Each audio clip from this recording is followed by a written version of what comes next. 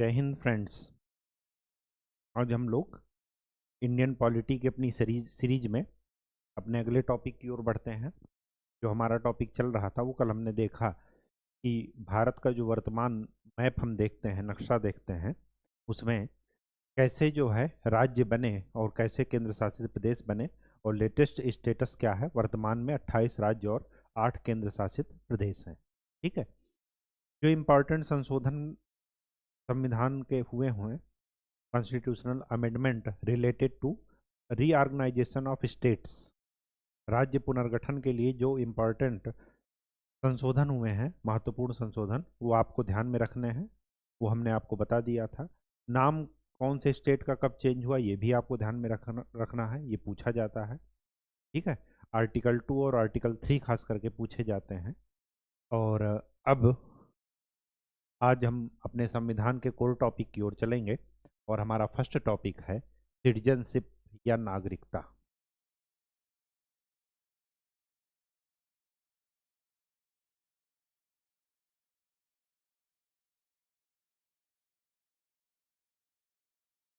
इसका जिक्र संविधान में भाग 2 में है, और अनुच्छेद की अगर बात की जाए तो आर्टिकल 5 से लेकर के आर्टिकल 11 तक ये सिटीजनशिप से रिलेटेड है। पहले तो ये जान लेते हैं कि सिटीजन, नागरिक किसी देश के होने से क्या फायदा है। देखिए, अगर कोई व्यक्ति किसी देश का नागरिक है, सिटीजन है, तो उसको कुछ विशेष अधिकार प्राप्त होते हैं। ये बाकी लोगों को प्राप्त नहीं होते। बाकी लोग कौन कौन से हैं? किसी भी देश में जो निवासी होते हैं, जो रहते हैं वहां पर, वो दो प्रकार के लोग रहते हैं। एक तो वहां के नागरिक, सिटीजन, और दूसरे गैर नागरिक, या ये कहिए विदेशी। इसमें भी दो होते हैं। विदेश से भी हमारा रिलेशन दो प्रकार का है। एक मित्र राष्ट्र के साथ, मित्र राष्ट्र के साथ मतलब जिनके साथ मधुर संबंध है, कभी लड़ाई झगड़ा नहीं हुआ, और एक शत्रु देश के साथ या शत्रु राष्ट्र के साथ। जैसे पाकिस्तान के साथ ये वाला संबंध है, चाइना के साथ ये वाला संबंध, ठीक। लेकिन बांग्लादेश के साथ ये संबंध है, नेपाल के साथ ये संबंध है, भूटान के साथ ये संबंध है, मित्र राष्ट्र। ठीक। तो अगर हमें अधिकार मिला नागरिक होने के नाते, तो साथ में साथ कुछ कर्तव्य भी मिलते हैं। अगर हम अधिकार की बात करते हैं तो साथ में कर्तव्य की भी बात करनी चाहिए। अगर हम राइट्स की बात करते हैं तो हमें ये भी ध्यान में रखना है कि हमारी क्या ड्यूटीज़ हैं। ड्यूटीज़ के बिना जो राइट्स होते हैं वो क्या होते हैं? निरंकुशता की ओर ले जाते हैं। ठीक, वो मानव वाली भावना उनमें नहीं रहती। अब ये देख लेते हैं कि नागरिकों को कौन कौन से विशेष अधिकार प्राप्त होते हैं। तो केवल नागरिकों को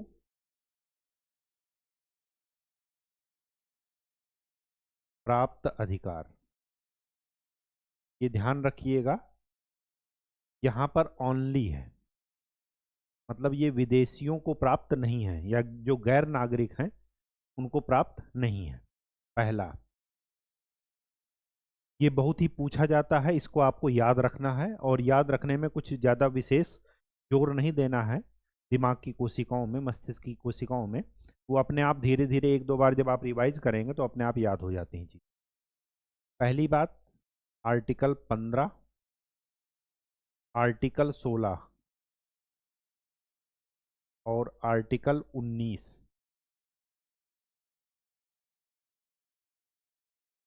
ठीक। फिर आर्टिकल 29 एंड आर्टिकल 30। ये तो हैं फंडामेंटल राइट्स, मूल अधिकार। ये केवल और केवल भारतीय नागरिकों को प्राप्त हैं और किसी को नहीं। आर्टिकल 15 में क्या है? RRB SC, आर से रिलीजन, रिलीजन का मतलब धर्म,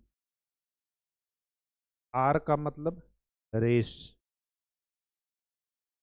ठीक। पी का मतलब बर्थ प्लेस या जन्म स्थान, एस का मतलब सेक्स या लिंग, और सी का मतलब कास्ट, रेस का मतलब वंश लिख।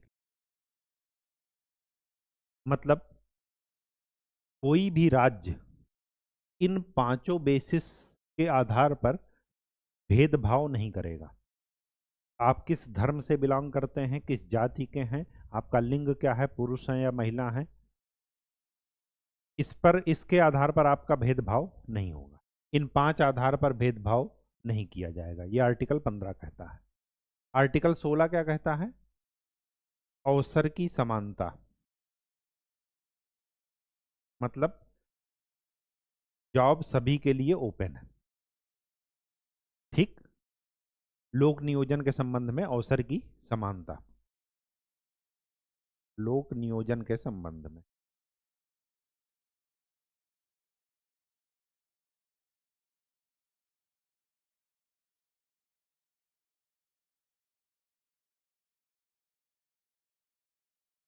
लोक नियोजन के संबंध।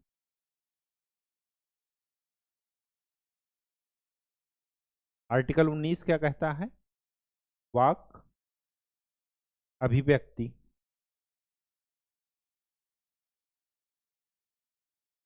विचरण, निवास या संघ बनाने की स्वतंत्रता,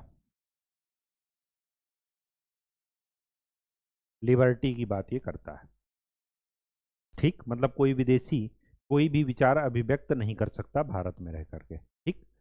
भारत के खिलाफ नहीं बोल सकता, या भारत के जिस मित्रवत राष्ट्र के साथ संबंध अच्छे हैं उनके खिलाफ नहीं बोल सकता। अगर बोलेगा तो उसको सजा मिलेगी, क्योंकि उसको संरक्षण प्राप्त नहीं है। और आर्टिकल 29 और 30 ये शिक्षा और संस्कृति के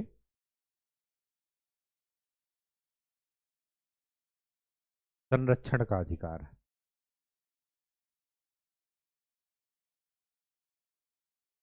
मुख्यतः अल्पसंख्यकों को, ठीक, जो अल्पसंख्यक है। तो मूल अधिकार से रिलेटेड आर्टिकल 15, 16, 19, 29 और 30 ये आप याद रखिएगा।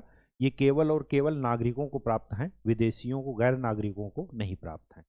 इसके अलावा कौन से अधिकार हैं? इसके अलावा तीन अधिकार और हैं। पहला, मतदान का अधिकार।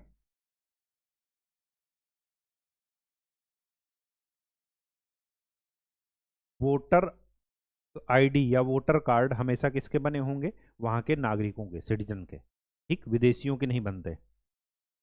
सिक्स, लोक पदों पर चुनाव का अधिकार। चुनाव का अधिकार का मतलब विधानमंडल की बात की जाए या मेंबर ऑफ पार्लियामेंट की बात की जाए, राज्यसभा, लोकसभा, इनका चुनाव वो लोग नहीं लड़ सकते। कौन?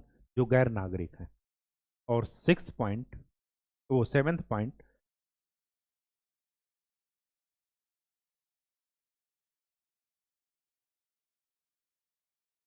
सार्वजनिक पदों पर चयन का अधिकार। सार्वजनिक पद कौन से हुए? जैसे सुप्रीम कोर्ट के न्यायाधीश, जज, या हाई कोर्ट के न्यायाधीश, या कैग, ठीक। कैग क्या है? नियंत्रक एवं महालेखक, या यूपीएससी। इनमें सब में क्या होते हैं? उनके चयन का अधिकार नहीं है, ठीक है। बात समझ में आ गई? जब भी आप सरकारी जॉब का नोटिफिकेशन देखते हैं तो वहाँ पर पहला लिखा होता है एलिजिबिलिटी में कि वो सिटीजन ऑफ इंडिया होना चाहिए। ठीक, तो ये सारी चीज़ें केवल और केवल नागरिकों को प्राप्त हैं। ये आपको ध्यान में रखना है, ध्यान रखिएगा, क्योंकि ऑब्जेक्टिव में क्वेश्चन पूछे जाते हैं। ठीक है, विकल्प आपको देगा कि कौन से अधिकार केवल नागरिकों को है, विदेशियों को नहीं है, तो इन्हीं में से कोई एक विकल्प में होगा। ठीक, अब बात आती है सिटीजनशिप की। एक मिनट,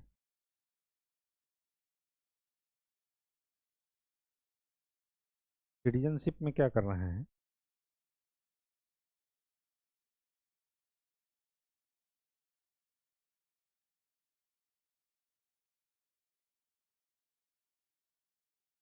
सिटीजनशिप में आपको ये ध्यान में रखना है कि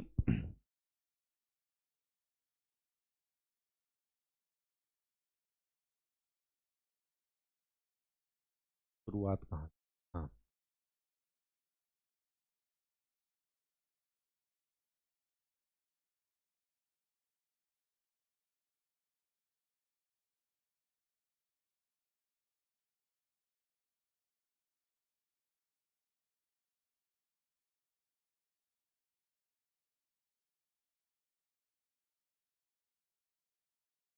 नागरिकता से संबंधित अनुच्छेद के बारे में जान लेते हैं।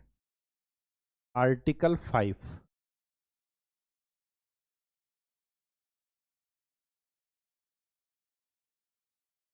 टू आर्टिकल 8, 5, 6, 7 और 8 ये बताते हैं कि स्वतंत्रता के समय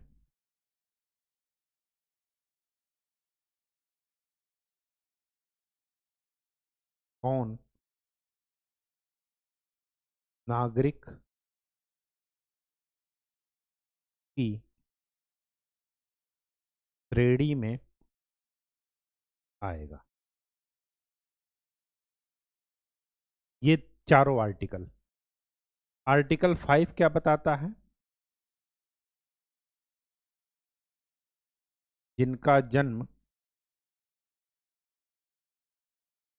या माता पिता या दादा दादी भारत में हुआ था स्वतंत्रता के समय, वो देश के नागरिक होंगे। आर्टिकल 6 किससे डील करता है? जो पाकिस्तान से भारत आए। एक डेडलाइन दी गई है डेट की कि उस डेट तक जो आ गए हैं वो भारत के नागरिक होंगे। ठीक, डेट ना मुझे याद है, ना याद रखने की जरूरत है, ना ही आपको याद रखने की जरूरत है। ठीक है, मोटा मोटा चलते फिरते देख लीजिएगा, बाकी और कोई जरूरत नहीं। आर्टिकल 7 किससे डील करता है? आर्टिकल 7 डील करता है कि जो भारत से पाकिस्तान गए और उनका वहां पर मन नहीं लगा, तो बैक टू भारत आ गए, इंडिया आ गए। ठीक, तो ऐसे लोगों को नागरिकता दी गई है। यहाँ पर भी डेडलाइन है कि उस डेट के अंदर तक ही ये भारत वापस आ गए हों। और आर्टिकल 8,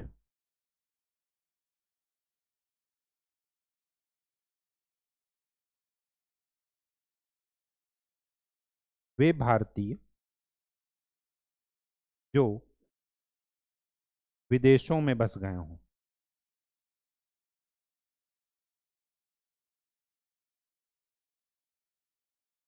उनके बच्चों को अगर मन करे तो भारत की नागरिकता उनके लिए खुली है। वो किसके थ्रू आ रहे हैं? आर्टिकल 8 के थ्रू। तो 5 से लेकर के 8 तक ये चार लोगों की व्यवस्था की गई है। ठीक, बात समझ में आ गई?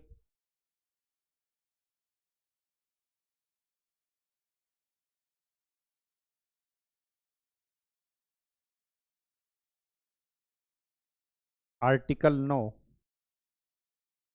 10 और आर्टिकल 11। आर्टिकल 9 ये कहता है कि अगर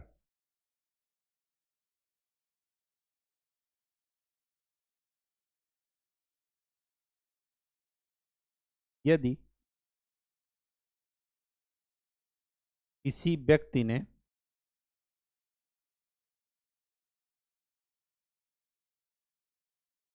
दूसरे देश की नागरिकता ग्रहण कर ली या एक्सेप्ट कर ली या एक्वायर कर ली तो भारतीय नागरिकता समाप्त मानी जाएगी।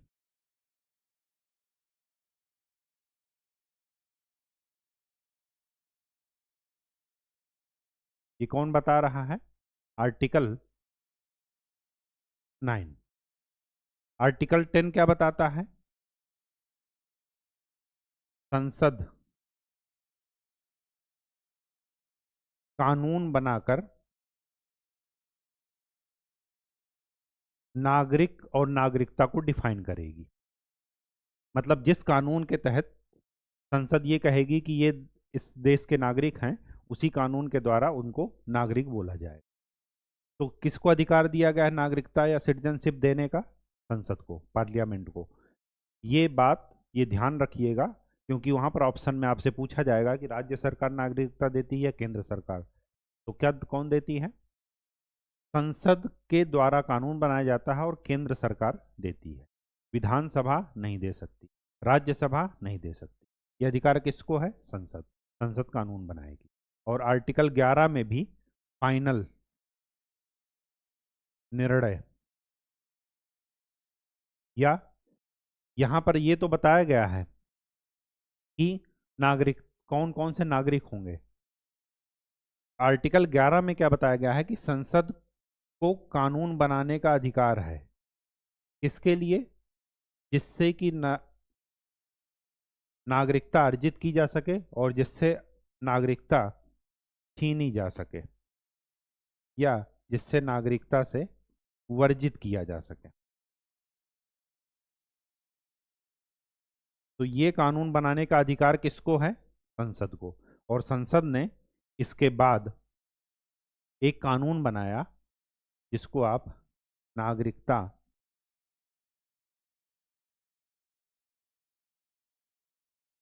कानून या नागरिकता संशोधन विधेयक, नागरिकता विधेयक 1955 कहते हैं। इसी कानून के द्वारा आपको नागरिकता मिलती है।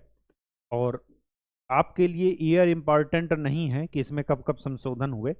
जैसे जैसे सिचुएशन बदलती गई संशोधन होते रहे। जैसे इसके बाद तिब्बतियों का मामला हुआ 1959 में, जब चीन ने तिब्बत को एक्वायर किया। फिर 1962 में चीन के साथ हमला हुआ। फिर 1971 में पाकिस्तान के साथ जंग हुई, पूर्वी पाकिस्तान अलग हुआ। फिर उसके बाद श्रीलंका वाला मामला हुआ तमिल के साथ। फिर उसके बाद मामला हुआ कारगिल युद्ध का, फिर से पाकिस्तान के साथ। तो समय समय पर इनको चेंज किया गया। उस सिचुएशन के हिसाब से आसाम समस्या हुई 1985 के आसपास, तो उस समय इसको चेंज किया गया। तो कई सारे संशोधन हुए। और सबसे लेटेस्ट जो संशोधन है वो नागरिकता संशोधन विधेयक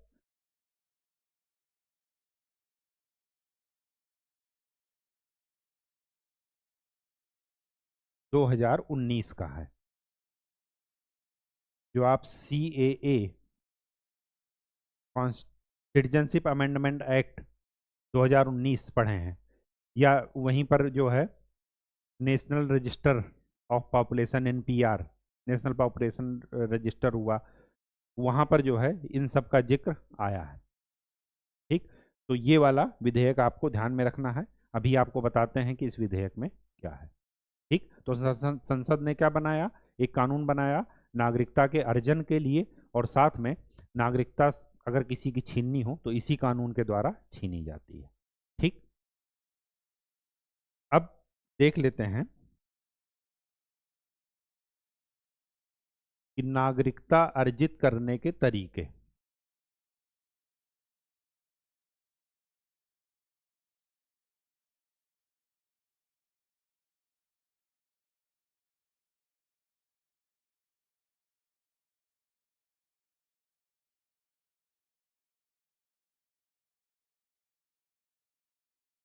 पांच प्रकार से नागरिकता अर्जित की जा सकती है। जन्म से,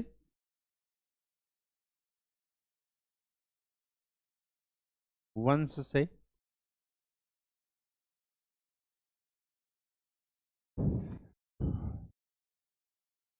रजिस्ट्रेशन करा करके, पंजीकरण,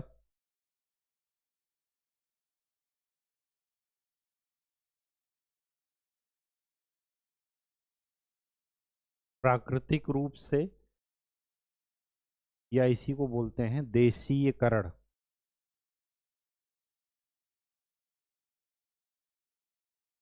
ठीक, जन्म से हो गया, वंश से हो गया, पंजीकरण द्वारा, देशीकरण के द्वारा, और लास्ट में है क्षेत्र अधिग्रहण द्वारा।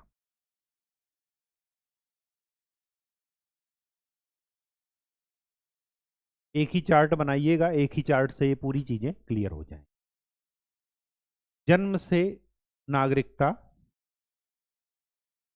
तीन प्रकार की डेट, तीन डेट आप याद रखिएगा। पहले तो ये जान लीजिए कि 26 जनवरी 1950 को हमारा संविधान पूर्णतया लागू हुआ है। कौन सी डेट से? 26 जनवरी 1950 से। हमने संविधान की प्रस्तावना में पढ़ा था एक डेट 26 नवंबर 1949। उस समय संविधान के कुछ प्रावधान उसी समय लागू हो गए थे, लेकिन पूर्णतया संविधान कब लागू हुआ? 26 जनवरी 1950 से। ठीक, तो ये डेट यहाँ के लिए इंपॉर्टेंट है। 26 जनवरी 1950 से लेकर के 26 जनवरी 1950 से लेकर के कब तक? 1 जुलाई 1987 तक। देखिए 1985 के आसपास समस्या जो शुरू हुई वो थी आसाम की। ठीक है, तो बांग्लादेश 1972-71 में बना, तो कई सारे बांग्लादेशी जो है आसाम में अवैध प्रवासी के तौर पर आए और डेमोग्राफी वहाँ की चेंज हो गई। संसाधनों पर अतिक्रमण बढ़ा और मांग हुई कि अवैध प्रवासियों को बाहर निकाला जाए। अब गवर्नमेंट क्या करे, कैसे छटनी करे? तो उन्होंने एक रूल बनाया कि इस डेट तक जितने भी आ गए हैं उनको भारत की नागरिकता मिल जाएगी, और इसके बाद जो भी आएंगे वो गैर नागरिक होंगे, ठीक है, या विदेशी होंगे या अवैध प्रवासी होंगे। ठीक, तो ये ध्यान रखिएगा। इससे इसके बीच में जिनका भी जन्म हुआ है भारत में वो सब क्या होंगे? भारत के नागरिक होंगे। ठीक, फिर यहां पर 1 जुलाई 1987 से 7 जनवरी 2004, ये डेट याद रखिएगा कि इससे इसके बीच में जन्मे हुए वही लोग भारत के नागरिक होंगे जिनके माता या पिता दोनों में से कोई एक भारत का नागरिक हो। दोनों में से कोई एक, माता या पिता।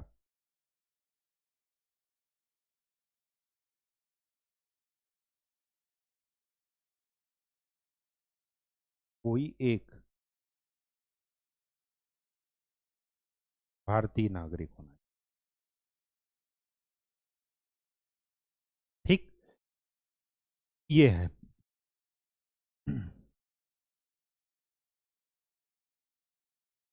अब इसके बाद 7 जनवरी 2004 के बाद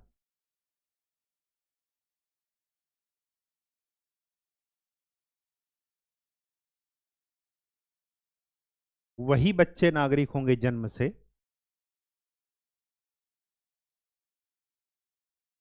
जिनके माता या पिता में से कोई एक भारत का नागरिक हो एंड दूसरा अवैध प्रवासी ना हो। ऐसा ना हो कि बांग्लादेश से कोई आया और उसने इंडिया में आकर के शादी कर ली तो उसके बच्चे को जन्म से नागरिकता मिलती तब जब वो यहाँ पर इस कैटेगरी में आता। 1 जुलाई 1987 से लेकर 7 जनवरी 2004 के बीच में। अगर उसके बाद आया तो क्या है कि माता या पिता में से एक तो हैं नागरिक, लेकिन दूसरा क्या है, अवैध प्रवासी। अगर अवैध प्रवासी नहीं है तभी उस बच्चे को जन्म से नागरिकता मिलेगी। अगर अवैध प्रवासी है कोई ना कोई तो फिर उस बच्चे को जन्म से नागरिकता नहीं मिलेगी। तो जन्म से नागरिकता के 3 डेट ये याद रखिएगा, 26 जनवरी 1950 से लेकर के 1 जुलाई 1987, उसके बाद 1 जुलाई 1987 से 7 जनवरी 2004। यहाँ पर कोई क्राइटेरिया नहीं है, यहाँ पर जन्मे सभी बच्चे इस डेट से इस डेट के बीच में, अभिभावक का कोई क्राइटेरिया नहीं है। जो भी बच्चे यहाँ पर जन्म लेंगे वो सारे के सारे क्या होंगे, जन्म से भारत के नागरिक होंगे। ठीक, बस वहाँ पर ये कंडीशन है कि कोई भी भारत का वो रहना चाहिए नागरिक माता पिता में से। लेकिन यहाँ पर क्या है, ये कंडीशन लगा दी गई कि यहाँ पर बच्चे जन्मे क्या हैं, भारत के नागरिक होंगे, लेकिन माता या पिता में से कोई भी एक भारत का नागरिक हो। ये कंडीशन वहाँ पर नहीं है, यहाँ पर जन्मे सभी बच्चे क्या हैं, भारत के नागरिक। लेकिन इसके बाद में क्या है, कंडीशन क्या लगाई गई कि दोनों में से कोई एक नागरिक होगा और दूसरा अवैध प्रवासी नहीं होगा। ठीक, ये तो हो गई कहाँ से, जन्म से भारतीय नागरिकता प्राप्त करने का तरीका। वंश से देखते हैं।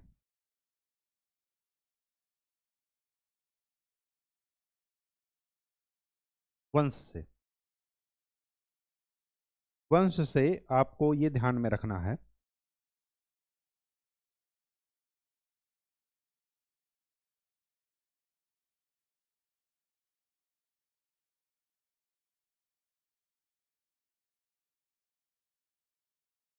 वंश से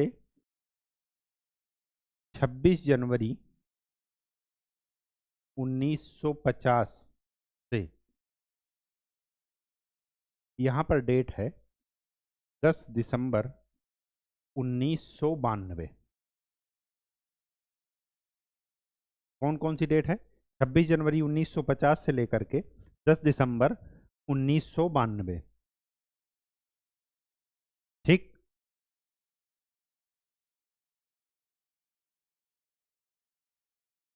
ये डेट याद रखिएगा। इससे इसके बीच में अगर कोई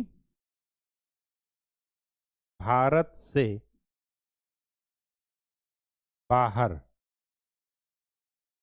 पैदा हुआ है, कोई बच्चा जिसका जन्म भारत से बाहर हुआ है इस डेट से इसके बीच में, तो वो वंश से नागरिकता का हकदार है यदि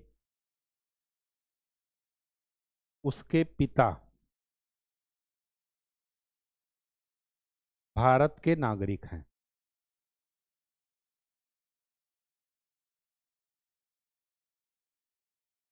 अगर उस समय भारत के उनके पिता भारत के नागरिक हैं तो बच्चा भी क्या होगा, वंश से भारतीय नागरिकता प्राप्त करने का अधिकारी होगा।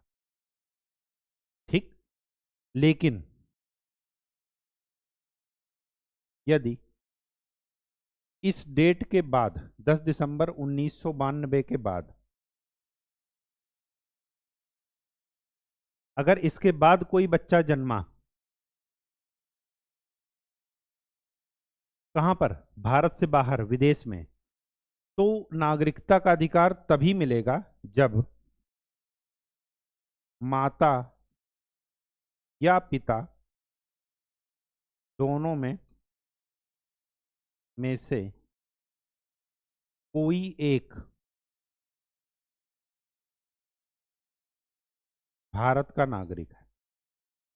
ये क्या बता रहा है, ये बता रहा है कि हमने महिलाओं को इस समय क्या दिया, पुरुषों के समान बराबरी का दर्जा दिया इन सब मामलों में।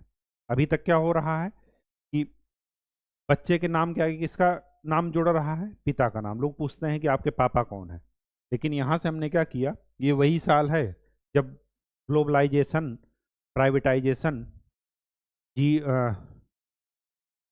वो सब शुरू हुआ, एलपीजी रिफॉर्म, उदारीकरण शुरू हुआ इंडिया में। उसके बाद 1991 के बाद, उसके बाद हमने इसमें भी संशोधन करके अपने आप को एक नई धारा दी। अब यहाँ पर क्या है कि माता या पिता में से कोई भी एक अगर भारत का नागरिक है तो इस डेट के बाद विदेश में जन्मा हुआ बच्चा वंश से भारत की नागरिकता प्राप्त करने का अधिकार है, उसको प्राप्त है। लेकिन यहाँ पर क्या था कि केवल अगर पिता भारत के नागरिक हैं तभी उसको मिलेगा, अगर माता भारत की नागरिक हैं तो उसको ये इस वंश से नागरिकता अर्जित करने का कोई अधिकार नहीं होगा। ठीक, चेंजेज आप ध्यान रखिएगा। तो ये तो हुई वंश से नागरिकता प्राप्त करने की बात। अब क्या है? पंजीकरण द्वारा, रजिस्ट्रेशन द्वारा।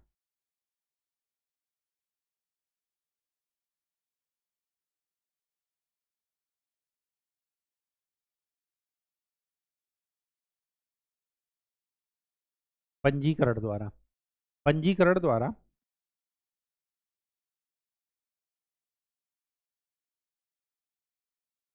यदि 7 वर्ष से भारत में रह रहा हो,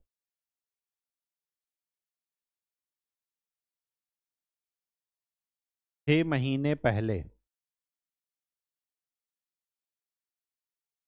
आवेदन किया हो, अच्छे चरित्र वाला हो, भारतीय संविधान के प्रति आस्था हो,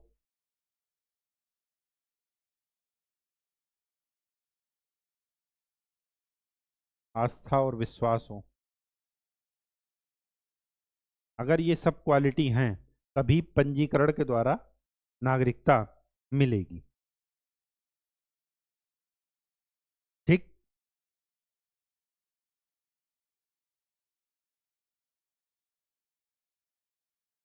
या किसी भारतीय से विवाह किया, विवाह किया हो। लेकिन ये ध्यान रखिएगा, ये जो आवेदन वाला है, मतलब ऐसा ना हो कि विवाह करके और भाग जाए, यहां पर रह रहा हो। कब? 7 वर्ष से। ठीक है, पिछले 7 वर्ष से यहां पर रह रहा हो, और उसके बाद जब वो अप्लाई किया उसके 6 महीने पहले भी कंटिन्यू यहीं पर रहा हो। ऐसा ना हो कि अप्लाई करके भाग जाए और उसके बाद 6 महीने बाद आए, ऐसा नहीं। ये सारी कंडीशन अगर हैं तो पंजीकरण के द्वारा या रजिस्ट्रेशन के द्वारा, रजिस्ट्रेशन के द्वारा नागरिकता के लिए वो अप्लाई कर सकते। ठीक, नेक्स्ट कौन सा तरीका था? देशीयकरण या प्राकृतिक रूप से। इसको सिंपल सा ऐसे समझिएगा, जैसे जैसे गांव से शहरों की ओर पलायन हुआ, आप लोग ये समस्या देखते होंगे महानगरों में। जब पलायन हुआ तो जब गांव के लोग शहर में आए तो वो शहर के चारों तरफ या स्लम एरियाज में झुग्गी झोपड़ी बनाकर रहने लगे, इलीगल रूप से।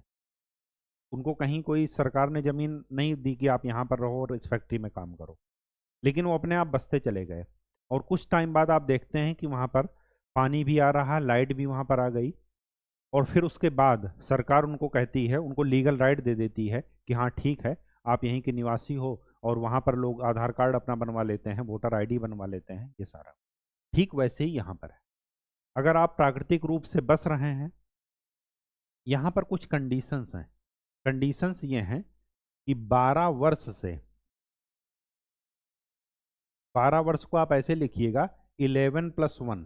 11+1 का मतलब ये है कि अगर मैं 2023 में मुझे नागरिकता के लिए एप्लीकेशन देना है तो 2023 से पहले 1 वर्ष और उसके पहले 11 वर्ष से मैं यहीं पर बसा हुआ हूँ। कहाँ पर? भारत में, जिसकी हमें नागरिकता लेनी है। ठीक है, 12 वर्ष से निवास।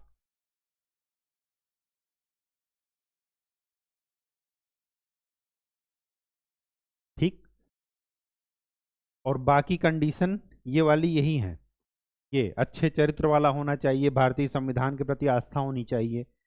यहाँ पर दूसरी एक कंडीशन ये याद रखिएगा कि देशीकरण द्वारा 8वीं अनुसूची में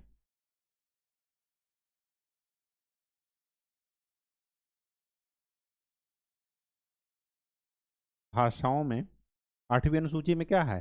22 भाषाएं हैं। शुरुआत में क्या थी, 14 थी, और फिर धीरे धीरे संविधान संशोधन करते करते आज की डेट में 22 भाषाएं हैं।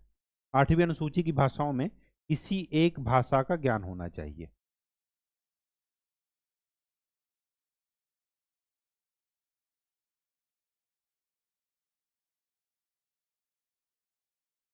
अगर ऐसा है, बाकी 2-3 कंडीशन वो पिछली वाली हैं कि अच्छा चरित्र का होना चाहिए, भारतीय संविधान के प्रति उनकी आस्था होनी चाहिए, सारी कुछ चीजें कॉमन है। अगर ऐसा है, ये 2 कंडीशन ध्यान रखिएगा, तभी देशीकरण या प्राकृतिक रूप से उनको क्या मिल सकता है, क्या मिल सकता है, आ, नागरिकता मिल सकती है। ठीक। और लास्ट है, सबसे लास्ट पॉइंट क्या है कि क्षेत्र अधिग्रहण द्वारा। इसका सबसे अच्छा एग्जाम्पल ये है, अभी आपने हाल फिलहाल सुना होगा 2-4 साल में कि बांग्लादेश के साथ भूमि समझौता हुआ। कुछ गांव हमने उनको दिए, कुछ गांव उनसे लिए, ताकि एक सीमा का, बॉर्डर का प्रॉपर रूप से फेंसिंग हो सके और प्रॉपर रूप से क्लैरिफिकेशन हो सके, ताकि बार बार की छुटपुट घटनाएं ये सब ना हो। हमने बॉर्डर मैनेजमेंट किया एक तरीके से। तो हमने क्या किया, जो जो कुछ क्षेत्र ग्रहण किया उनसे, हमने क्या किया कि वहां पर बसने वाले सारे नागरिकों को क्या दे दिया, भारतीय नागरिकता। तो जब भी भारत किसी दूसरे क्षेत्र का अधिग्रहण करता है, तो वो क्या हो जाएगा, जैसे सिक्किम, सिक्किम क्या हुआ, अपने आप शामिल हुआ भारत में 1975 में, 76 में, 1975 में, कल ही हमने देखा। तो फिर वो क्या था कि सिक्किम के सारे नागरिकों को क्या हमने दिया, भारतीय नागरिकों का दर्जा दे दिया। ठीक। तो क्षेत्र अधिग्रहण के द्वारा सिंपल है। अब देखते हैं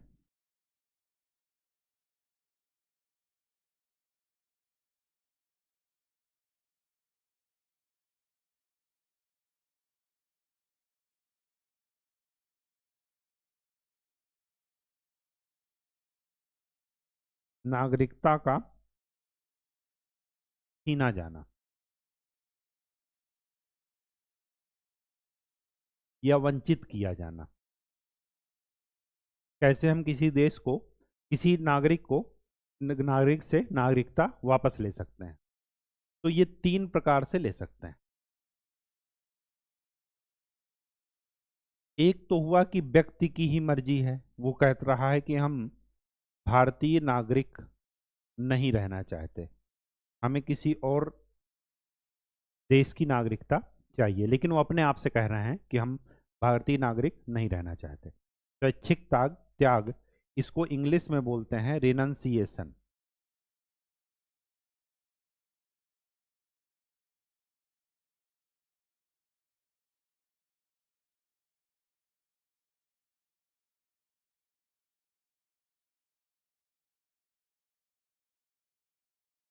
वंचित करना।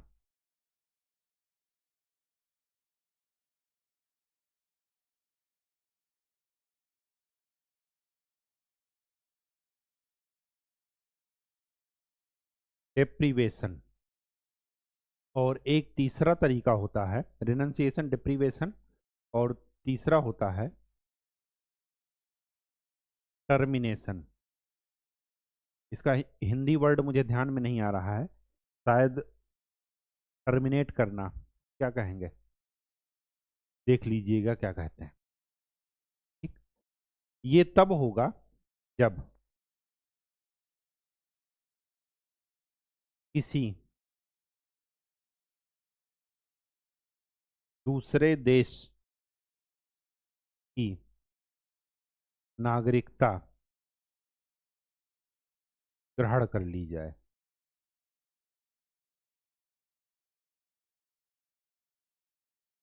ये संविधान में लिखा गया है आर्टिकल 9 में कि अगर कोई नागरिक किसी दूसरे देश की नागरिकता स्वीकार कर लेता है, तो भारतीय नागरिकता अपने आप खत्म हो जाती है, अपने आप टर्मिनेट हो जाती है। समाप्त करना, टर्मिनेट करना है, समाप्त करना, ये अपने आप हो जाएगा। ठीक है। जैसे ही सरकार को पता चलेगा कि इन्होंने दूसरे देश की नागरिकता स्वीकार कर ली है, तो सरकार अपने आप नोटिफाई कर देगी कि ये हमारे देश का नागरिक नहीं है। ठीक। स्वैच्छिक त्याग में क्या है कि व्यक्ति अपने आप क्या करता है, घोषणा करता है, अपने आप पूरा एप्लीकेशन लिखेगा कि मैं यहाँ की नागरिकता त्याग रहा हूँ और वहाँ की नागरिकता या कहीं भी या किसी भी देश का उसका नागरिक बनने का मन नहीं है या किसी दूसरे देश का नागरिक बनने का मन है तो वो मेंशन करेगा कि मैं वहाँ की नागरिकता ले रहा हूँ। ठीक। कहने का ये मतलब है कि ये व्यक्ति अपने आप क्या करेगा, एप्लीकेशन लिख करके बताएगा कि हाँ मैं भारत का नागरिक नहीं रहना चाहता। यहाँ पर क्या करेगा, वो पहले दूसरे देश की नागरिकता ले लेगा, सरकार को बाद में पता चलेगा, और सरकार को जैसे ही पता चला, सरकार ने नोटिफाई कर रखा है कि जैसे ही आप दूसरे देश की नागरिकता स्वीकार करें, हमारे देश की नागरिकता अपने आप समाप्त मानी जाएगी। ठीक। वंचित करना, वंचित कब करते हैं, अगर उन व्यक्ति ने चीटिंग की। चीटिंग मतलब उन्होंने किसी और देश के नागरिक थे और उन्होंने झूठ बोला कि हमने जो है वो कि हम किसी देश के नागरिक नहीं हैं और मैं भारत का नागरिक बनना चाहता हूँ, तो चीटिंग करके उन्होंने ले ली। सरकार ने रिकॉर्ड खंगाले, लेकिन जो है वो अच्छे तरीके से नहीं जांच कर पाई और सरकार ने नागरिकता दे दी। बाद में उसको पता चला कि इन्होंने चीटिंग से ली है नागरिकता, तो कैंसिल कर दी है। या जैसे अभी आपने पढ़ा कि पंजीकरण के द्वारा और अधिवास के द्वारा कंडीशन है कि 7 वर्ष वो रहना चाहिए और इधर 12 वर्ष रहना चाहिए, या 11 माह प्लस 1 साल। ठीक। अगर उन्होंने फर्जी डॉक्यूमेंट से बता दिए कि नहीं, वो आए हैं 4 साल पहले और बता दिए कि हम 11 साल से रह रहे हैं, बाद में सरकार को पता चला कि ये फर्जी डॉक्यूमेंट्स है, फिर उसके बाद उन्होंने क्या कर दिया, सरकार ने वंचित कर दिया। संविधान के प्रति अनादर,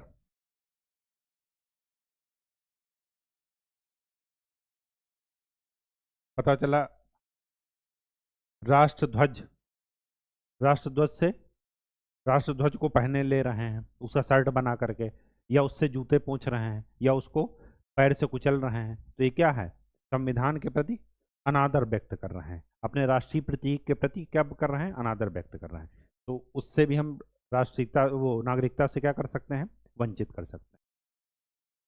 यहाँ पर 3 चीजें और याद रख, यदि पंजीकरण के द्वारा या प्राकृतिक रूप से नागरिकता ग्रहण करने के 5 वर्ष के अंदर किसी दूसरे देश में मिनिमम 2 वर्ष की सजा हुई हो।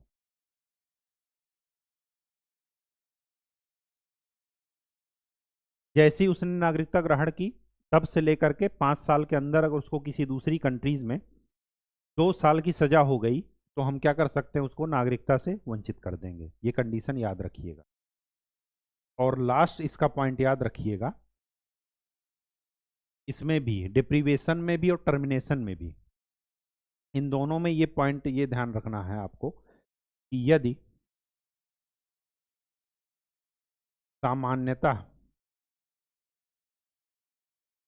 7 वर्ष से ज्यादा समय से भारत में ना रह रहा हो बिना किसी वजह के, जैसे कोई सरकारी नौकरी में है, भारत सरकार ने उसको भेजा है, तो उससे तब ये नहीं काउंट करेंगे।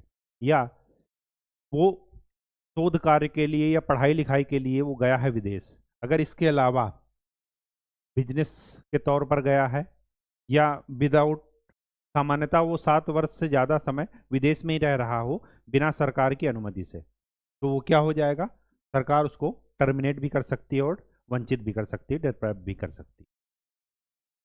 यहाँ पर इन सभी चीज़ों में कॉमन ये है कि जब भारत का युद्ध हो रहा हो, भारत किसी दूसरे देश के साथ युद्ध में संलग्न हो, उस समय अगर कोई चाहे कि हम स्वैच्छिक त्याग कर दें किसका, नागरिकता का, तो उस समय उसका एप्लीकेशन स्वीकार नहीं किया जाएगा।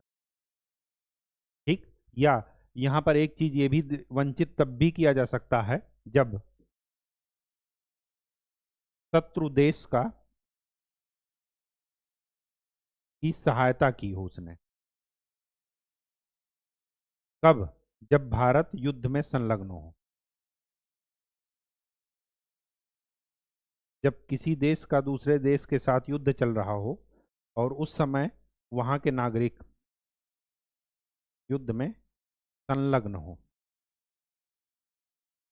युद्ध चल रहा हो और उस समय उस देश के नागरिक चाहें कि हम नागरिकता छोड़ दें, तो उनका एप्लीकेशन स्वीकार नहीं किया जाए। ठीक, तो ये चीजें जरा आप ध्यान रखिए। ठीक है। मिलने के 5 तरीके, छीने जाने के 3 तरीके। ठीक। छीने जाने का एप्लीकेशन स्वैच्छिक त्याग हुआ, डिप्रीवेशन हुआ या टर्मिनेशन हुआ, उस समय स्वीकार नहीं किया जाएगा जिस समय भारत किसी दूसरे देश के साथ युद्ध में संलग्न हो। ठीक, ये दोनों कंडीशन भी याद रखिएगा। अब देखिए, दो चीजें आपकी इंपॉर्टेंट है। पहला, अमेरिका में जो राष्ट्रपति होता है, राष्ट्रपति वही बनेगा जो ओनली, केवल जन्म से नागरिक हो। वही यूएसए में राष्ट्रपति बन सकता है, लेकिन भारत में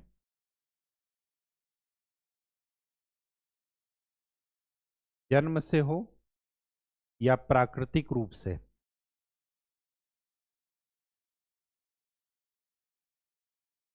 दोनों तरीके से भारत में राष्ट्रपति बन सकते हैं। मतलब राष्ट्रपति के लिए नागरिकता होना जरूरी है, और नागरिकता जन्म से भी हो सकती है और प्राकृतिक रूप से या देशीकरण के द्वारा भी हो सकती है, तब भी वो राष्ट्रपति के लिए, पद के लिए एलिजिबल है। ठीक, ये दोनों में अंतर है, ये ध्यान रखिएगा। पहली चीज। दूसरी चीज, भारतीय संविधान एकल नागरिकता की बात करता है,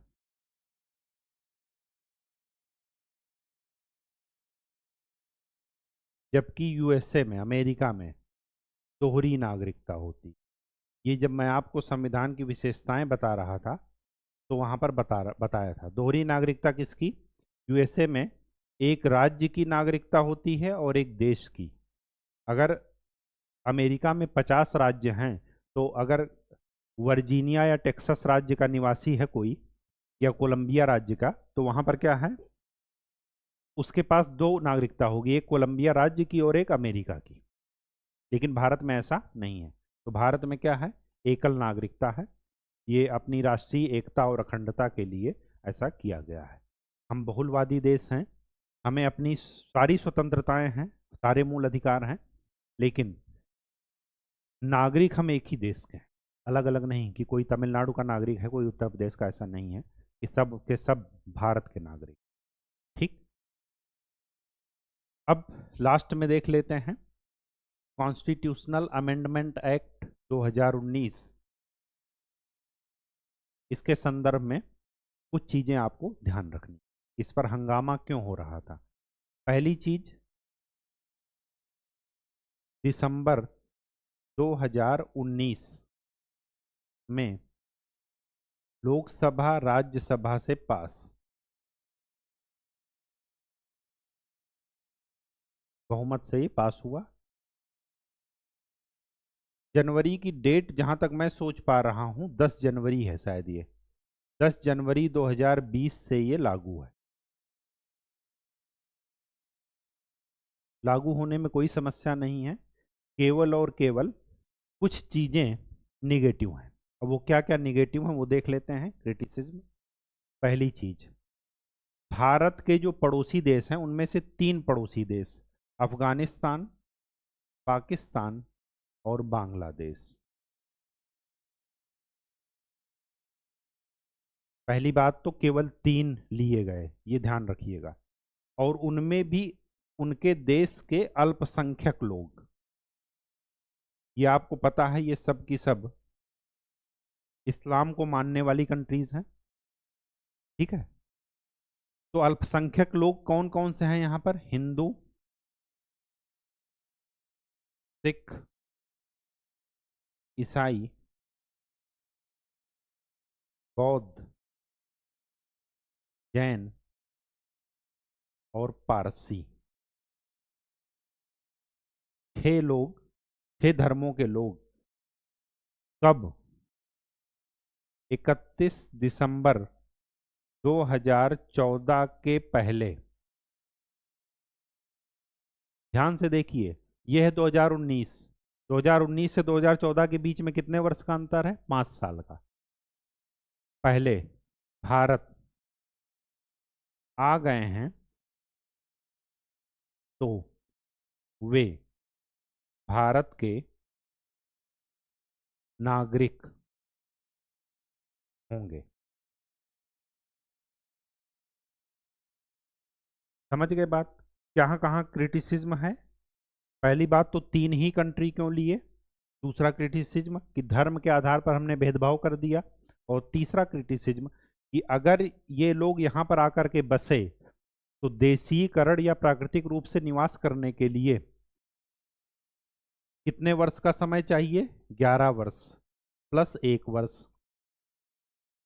और इस समय को घटा करके इन्होंने कितने वर्ष कर दिया? 5 वर्ष। इससे और इसके बीच में कितने वर्ष का डिफरेंस है? 5 वर्ष का। इन्हीं की वजह से ये क्रिटिसिज्म का शिकार हुआ। तो ये आइडिया आपको होना चाहिए।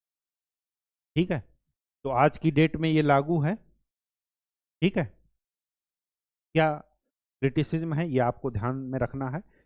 केवल 3 ही पड़ोसी देश को क्यों चुना गया, बाकी लोगों को क्यों नहीं चुना गया? केवल अल्पसंख्यकों को क्यों चुना गया? ये दूसरा क्रिटिसिज्म, मतलब हमने धर्म के आधार पर भेदभाव कर दिया, जबकि हमारा संविधान कहता है कि धर्म के आधार पर भेदभाव नहीं होना है। और तीसरा कि 31 दिसंबर 2014 की डेट क्यों ली गई, जब हमारे पास 11 वर्ष का पहले से ही संविधान ये व्यवस्था करता है कि 11 वर्ष उनको निवासी होना चाहिए सामान्यतः, तो उस 11 वर्ष की अवधि को घटाकर इन्होंने क्या कर दिया? 5 वर्ष। ठीक, बात समझ में आ गई? अच्छा, एक लास्ट पॉइंट, नागरिकता से आपको ये समझ में आ रहा है कि हम उसके कुछ अपवाद हैं।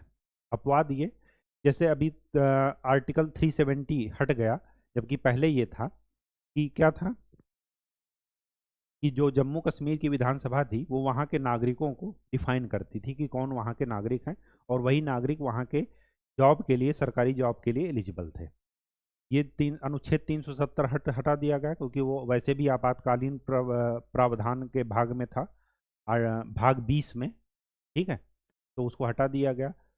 दूसरी बात, एकल नागरिकता में ये नहीं कि आप जो है भारत के नागरिक हैं तो कहीं भी जा करके बसेंगे। अनुसूचित क्षेत्रों पर क्या है? प्रतिबंध लगाया गया है। मैंने बताया था अनुसूचित क्षेत्र, शेड्यूल्ड जो एरियाज होते हैं वो अनुसूची 5 और अनुसूची 6 के तहत क्या होते हैं? गवर्न होते हैं। अनुसूची 5 में कौन है? 4 स्टेट को छोड़ करके बाकी सारे क्षेत्र शेड्यूल 5 से गवर्न होते हैं। 4 राज्य कौन से हैं? असम, मेघालय, त्रिपुरा और मिजोरम। ठीक है, AMTM ये मैंने आपको बताया था। तीसरी बात यह है कि जैसे शेड्यूल्ड एरियाज तो हो गया, तीसरी बात यह है कि संसद किसी भी देश के, किसी भी राज्य के लिए ये कानून बना सकती है कि वहां पर निवास स्थान की क्राइटेरिया के हिसाब से आरक्षण रखे, लेकिन ये काम, ये ध्यान रखिएगा, संसद कर सकती है, उस देश, उस राज्य की विधानसभा नहीं। जैसे आपने देखा होगा हरियाणा ने, बिहार ने एक संशोधन पारित किया अपनी विधानसभा में, एक कानून पारित किया, संशोधन नहीं सॉरी, उन्होंने क्या किया कि 75% लोकल को आपको जॉब देनी पड़ेगी कंपनियों के लिए जो भी राज्य में आएंगी या अपने प्लांट लगाएंगी, जबकि ये काम उनका नहीं था। ये काम कौन कर सकता है? संसद कर सकती है। और ये ध्यान रखिएगा, संसद ने ऐसे कानून सिर्फ एक ही जगह अभी तक लागू है, वो है तेलंगाना और आंध्र प्रदेश के लिए, बाकी पूरे देश में कहीं भी ऐसा कानून लागू नहीं है। ठीक, तो ये जो जनता को लुभाने के लिए बिहार सरकार हो या हरियाणा सरकार हो, अगर ऐसे प्रावधान लाती है तो जनता को इस बारे में जागरूक होने के लिए संविधान पढ़ना पड़ेगा। उसमें उनका दोष नहीं है, वो अपने वोट बैंक के लिए ये काम करेंगे, लेकिन आपको ये समझना है कि ये राइट किसको है। ये राइट संसद को है, विधानसभा को नहीं है कि वो निवास स्थान के आधार पर क्या करे, ऐसी चीज, ऐसे प्रावधान लगाए। रोजगार के मामले में तो बिल्कुल नहीं। वो बाकी वो शिक्षा के लिए लगा सकते हैं, पढ़ाई के लिए लगा सकते हैं, फीस के लिए लगा सकते हैं, ये सब के लिए लगा सकते हैं, लेकिन अवसर की समानता के लिए आर्टिकल 16 के लिए नहीं लगा सकते। ठीक, तो ये अधिकार किसको है, संसद को। तो ये चीज़ें ज़रा ध्यान रखिएगा। और आज का ये हमारा चैप्टर ख़त्म होता है सिटीजनशिप।